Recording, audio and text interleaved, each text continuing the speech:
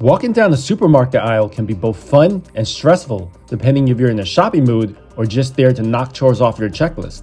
One thing's for sure is we all need to be aware of what we're putting into our shopping carts so you will not be duped into buying meat that's glued together or expiration dates being changed. So if you want to hear more about this, make sure to stick around to the end of this video because we're going to cover the top things you should not buy at supermarkets. So smash on the like button, hit the subscribe and bell icon, and share this video with other shoppers. Okay, off to the supermarket we go. Number 1. Steaks held together by meat glue. Your favorite steak might not be the real steak at your market, but instead, clumps of stew meat bound together by meat glue. The cheaper cuts of meat are glued together with an enzyme called transglutaminase, also known as meat glue, and can fool customers to think they're buying a higher quality cut and hence the heftier price tag. In this video, you see an example on how the meat is glued together. First, the transglutaminase is added and mixed together with a bowl of stew meat. It is then wrapped airtight and put in the fridge for 12 hours.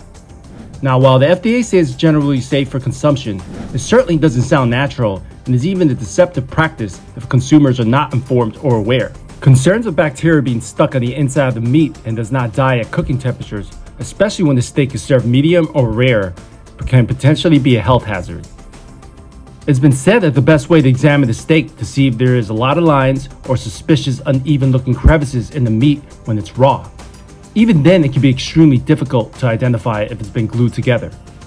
Now, according to Katu 2, it is not mandatory for markets and restaurants to inform if you're eating glued meat, but the labels will contain the words of transglutaminase and formed or reformed. Number 2. Prepackaged fruits and vegetables. Have you ever noticed that the hefty price tag in any of the pre-cut and packaged fruits and vegetables? If you were to find the same exact fruits and vegetables that weren't prepackaged, you might notice that you have paid twice the amount if you were to cut and prepare it for yourself. Well, that's because you're paying premium for the convenience and labor that is used to pre-cut and package the fruits and vegetables. Now, according to an article by Consumer Reports, it is advised to avoid pre-cut melons due to being contaminated with salmonella. Pre-cut produce has a higher chance of being contaminated with bacteria due to prep areas and cutting utensils might not be properly sanitized. What's even worse is that it might not be the freshest produce in stock. Chances are it's one of the ones that are about to spoil and could not sell at face value, so it was cut and pre-packaged nicely for someone to buy. Number 3. Prepeeled and preminced garlic. For starters, it's a lot more expensive than unprocessed garlic. Okay, so now we heard the saying, I ain't got time for that. Ain't nobody got time for that. I get it. Peeling and mincing garlic can be tedious and time consuming, but maybe you will make time once you hear this.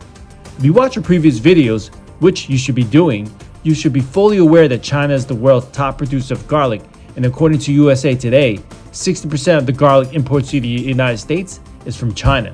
Now here's something new for you. The peeling and the processing of the garlic is actually done by Chinese prisoners, according to an article by New York Post.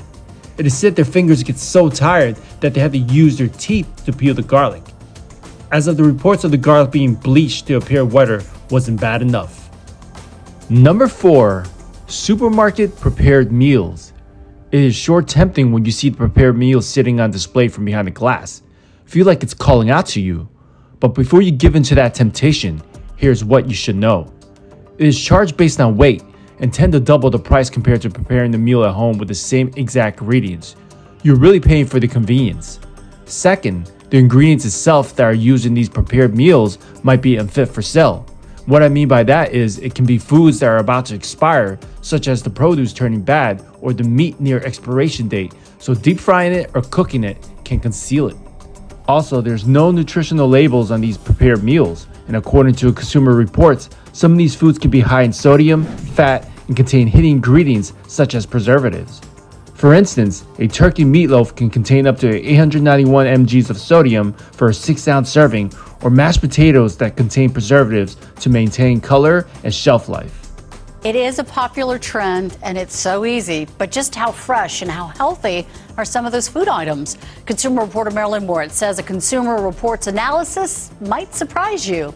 One thing they found lots of: sodium. And 1 cup of this healthy-looking orzo salad averaged 938 milligrams of sodium. Without a nutrition label, you'd never know this 6-ounce tilapia has 19 grams of fat. Number 5. Bottled water.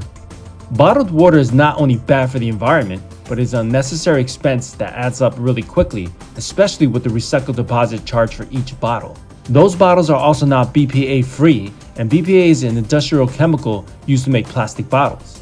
BPA is potentially carcinogenic when exposed to the sunlight, according to an article by Vice, and you don't know if the bottles were exposed to sunlight while being shipped. Now, to quote a wise person saying, "Why should I pay for water when I can open the sink and get it for free?"